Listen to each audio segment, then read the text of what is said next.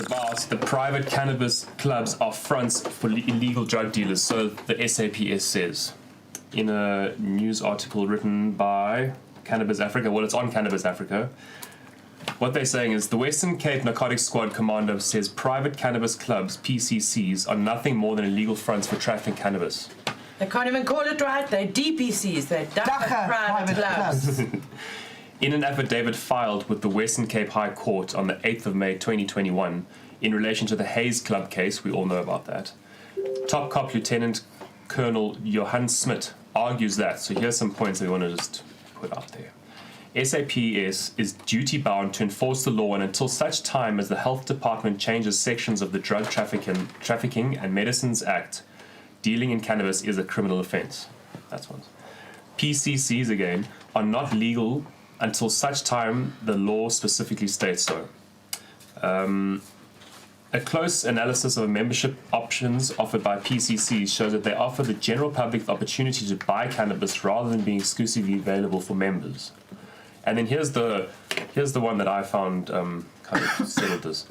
The police recognise the public's right to grow and consume cannabis privately and will not crack down on home growers who are obviously supplying only themselves.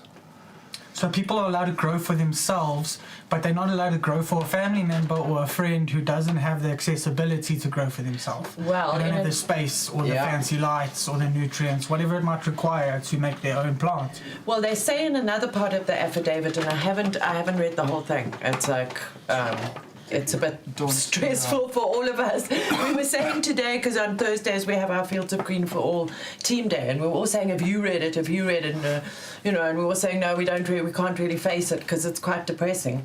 They do say in another part of the affidavit that there's no reason why poor people can't grow cannabis because it's easy to grow.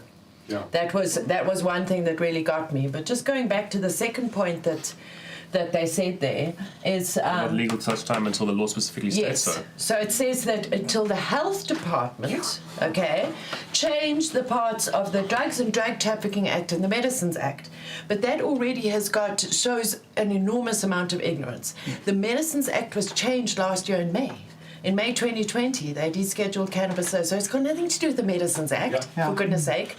The Drugs and Drug Trafficking Act is like the umbrella one for everything, but that's not the point of what the Hayes Club are asking. The Hayes Club are asking for a declaratory order on whether our hard-won constitutional court victory in 2018 covers Dacha private clubs, not PCCs. What's a PCC? Private Cannabis Club. A DPC. We're proud to call it Dacha private clubs. So they're kind of missing the point there. And to me, it sounds like they're saying, oh, yeah, fuck, no, we hate these PCC things, and they're just writing, They just found a way to say no, fuck you, in 72 pages. Yeah. Exactly, and 72 pages of this drivel. Yeah. Okay, I'm calling it dribble because I just know it's dribble. I haven't read it all. So, I find it, contradictory where they're saying, the police recognise the public's right to grow and consume cannabis privately. Cool. So they're saying here, if they are saying this at all, that they acknowledge the fact that they now know that you can grow it privately. Yeah. But like Dale said, what about the people that don't have the space? What about the person that lives on the 7th floor in an apartment block that just cannot do it, and works for 12 hours a day, and just can't, but needs the medicine or needs that smoke or wants it, just wants to smoke, and now can't do it. Now he said that he can do it, but now he's found a way to get it done by people that are willing to do it by the book as much as they possibly can. Yeah. And now you're shutting them down. There's a lot of landlords, there's a lot of townhouses, flats where the rules don't even allow them to put a clothes horse out on their balcony. Yeah. Never mind grow cannabis. No, but you know what we have? We've got a precedent. We don't have a high court precedent, which under South African law, a precedent can't be set by the magistrate's court. But we've had quite a few cases of people who've been taken to task by their body corporate, and those have been won at magistrate's court level.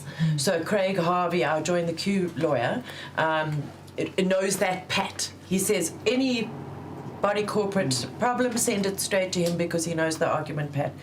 I think that the problem that's with the police is that they went there and they did the bust. And then they saw everything that was there. And there was maybe jar that wasn't marked, or there was something that wasn't something, okay?